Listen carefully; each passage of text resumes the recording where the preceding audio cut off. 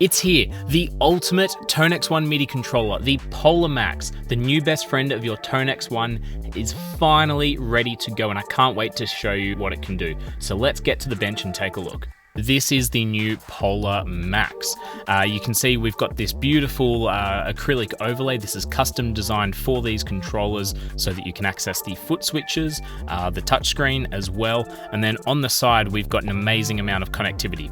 So we've got the standard 9-volt DC input. We've got our USB connector to go to the Tone X. We've got our 3.5mm Type A MIDI input, as well as a 3.5mm Type A MIDI output.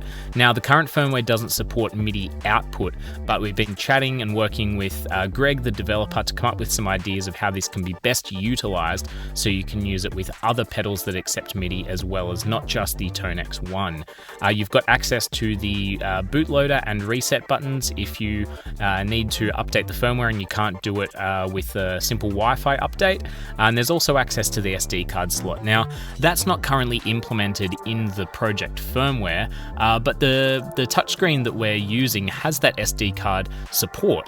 And something that's important to us is to make this as available for DIY usage as possible. So all of those ports are exposed, and because the firmware project is open source, and we also publish the design files for these in case you want to modify it or build your own, you're welcome to do that. You've got access to all of those peripherals there. Got some nice venting on the top and the sides. So, what can you do with this? Well, so much.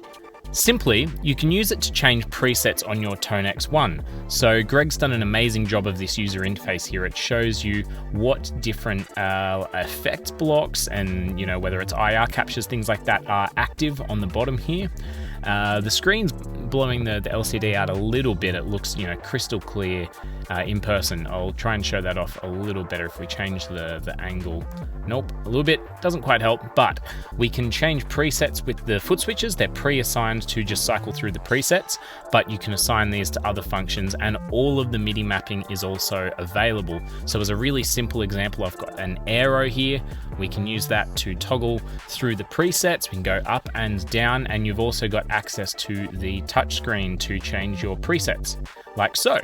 You can go to the settings to change all of the different parameters. You've got the gate, the comp, EQ, reverb, modulation, delay, amp, and the global characteristics as well. And you can cycle through those and make changes on the fly. It really is an amazing user interface. Greg's done a fantastic job of this.